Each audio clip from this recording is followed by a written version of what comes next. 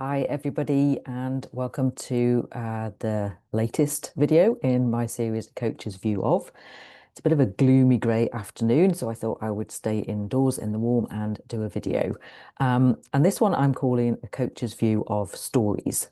And this has come about because a couple of things, really. I did a mini journaling workshop at the weekend as part of somebody else's event, and we talked about stories there. And I've literally just come off a networking call where somebody was talking about their method and process for writing a book. They've written a fiction book, which is an ambition of mine one of these days. So story seems to be floating about my consciousness at the minute, so I thought I'd come on here and talk about it. And the interesting thing with stories is they are just that. You know, we think about stories, we think about fairy stories as being made up, but we don't realize that a lot of these stories that are impacting our lives are also made up, and we can change them at any point at all, as soon as we choose to. So just to illustrate this a little bit is I'll tell you my story. And this is a story that has been told about me or to me. And this is what quite often happens. Sometimes if we've made up something for ourselves, we can sort of see through it a little bit easier.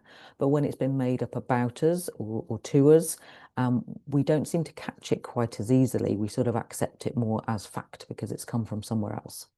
So in this scenario, my story is that my parents got together, got married, had a child. That child was my brother, my older brother, and he was what may have been termed then a challenging child. He didn't sleep very well. He cried a lot. He needed a lot of attention. As he got older, he was into everything and very inquisitive or naughty, as it was called then. So he took quite a lot of their energy. Now, after he'd been around for a couple of years, and God alone knows why, they decided they'd have another child. And I've been told that, they didn't want him to be an only one. So I came along a couple of years later, making up the numbers. Um, and I was, as a child, quite different. Now, I think part of this, on reflection, may have been because they were a bit more laid back. It was a second child. They were probably absolutely exhausted as well. So, couldn't find the energy to be quite as worried about me as they might have been about him. But by nature, I may have been a more placid child anyway. So I slept through from quite early on. I was quiet. I didn't cry an awful lot. Um, and as I got older, I was quite self-sufficient. Now, whether that was a natural thing or whether that was just what they decided, I'm not sure. But the story that I got from being very little was that I was a good girl. I was quiet. I was self-sufficient. I didn't bother people. I could play on my own quite happily. I was very independent. And that story perpetuated itself throughout my childhood years and into my teenage years. Um, and for the most part, it's not a bad story to have told to you or about you that you're a good girl and everything's fine and you're nice and placid and, you don't bother people. That's not a bad story to have told about you at all. As I got into teenage years, obviously I started to push back a little bit against this, and I didn't always want to be a good girl. And I did some things that I'm, maybe not that proud of, and definitely push back against that stereotype a little bit. But it was still there in me. Um, and right through my working life, I would tend to keep quiet, keep the status quo. I didn't push back. I was sort of fairly confident myself, and I would stick up for the people and stick up for myself to a degree. Um, but I didn't like to rock the boat.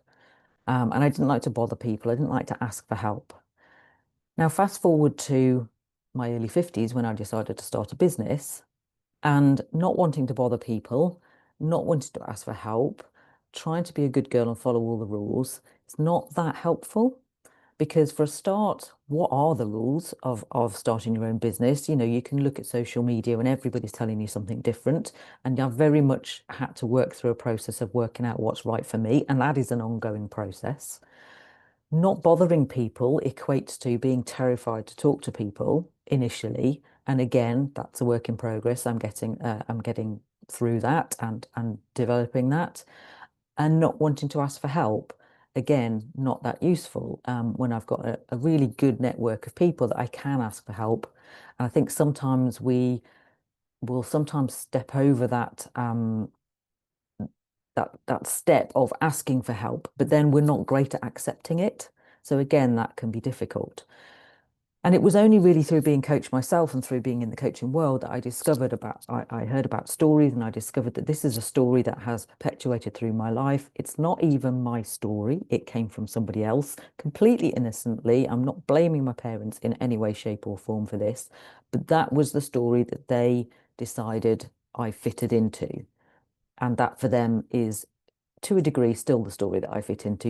I see my parents still, and I still revert to that being that little girl sometimes. And I think we probably all do with our parents. But it is essentially a story.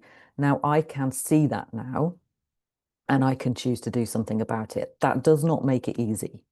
I want to just caveat that, because we can see our stories, we can have awareness of them, and we can say, well, that doesn't fit me anymore. I'm going to change that. That some people can maybe do it, just decide they're going to change it like that. That hasn't been the case for me. And I can only speak from my experience. And certainly clients I've worked with as well have identified that these are stories and they want to change it, but it's a process.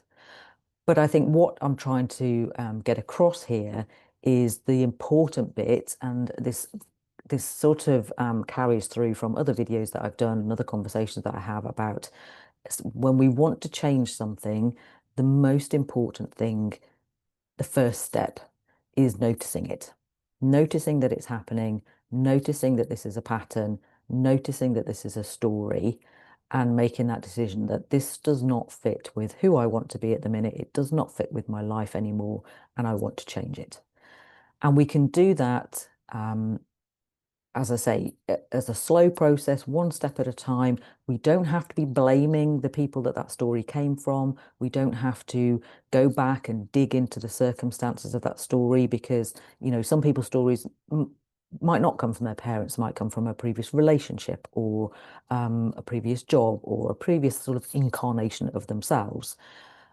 We don't have to dig deeply into where that comes from necessarily. If you got trauma in your past and you want to dig a bit deeper into it, then that's fine. Seek professional help, and by all means do that. I don't see it necessarily as necessary when it's a story that is just not helpful anymore. So what do we do about the stories? As I say, the important part for me is noticing it and acknowledging that that's what it is. It's just a story. It's the same as a fairy story, and we don't take those too seriously. There may be sort of parables in there that we can learn from, but we don't have to take them too seriously. We know that it's a story. We watch a film and we know that it's not real. We have that realization. We can do exactly the same with our lives. So that realization is the first step.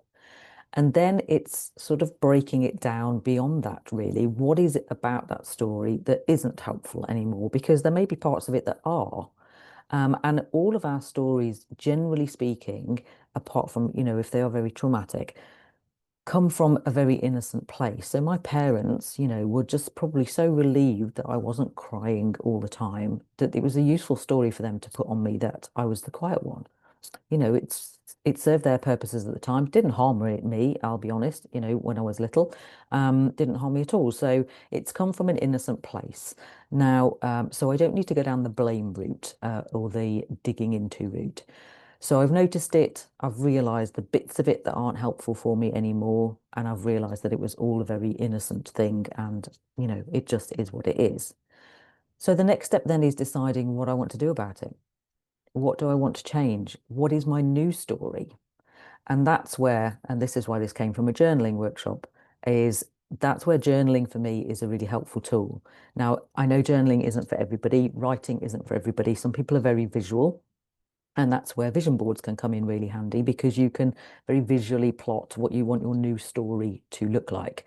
As I say, for me, writing works much better. I do vision boards, but I find afterwards that I need to sort of write what they mean. Just looking at the pictures doesn't quite do it for me. So for me, writing my new story is very much a pen and paper thing. You can do it on a computer. You can talk to ChatGPT. I've found this to be very useful. I know that AI can be a bit of a polarizing thing, but I found it really useful sometimes to have a conversation, say, I've noticed this about myself and I want to change it. What's the first step that I can take? And that will give you some suggestions. And sometimes they're better than others, but sometimes you go, no, I know that's not right for me. But in knowing that that's not right, I can see what is right. You are the expert on you. So, it's really useful to know how you operate and what works for you. As I say, for me, journaling is a really useful tool. And then it is just about writing your new story. And writing it in present tense is very helpful. So I am this, I am that, this is what I'm doing, this is what my life looks like, rather than making it something that's out there and over there, and I will be happy when I get to that point, then I can do this.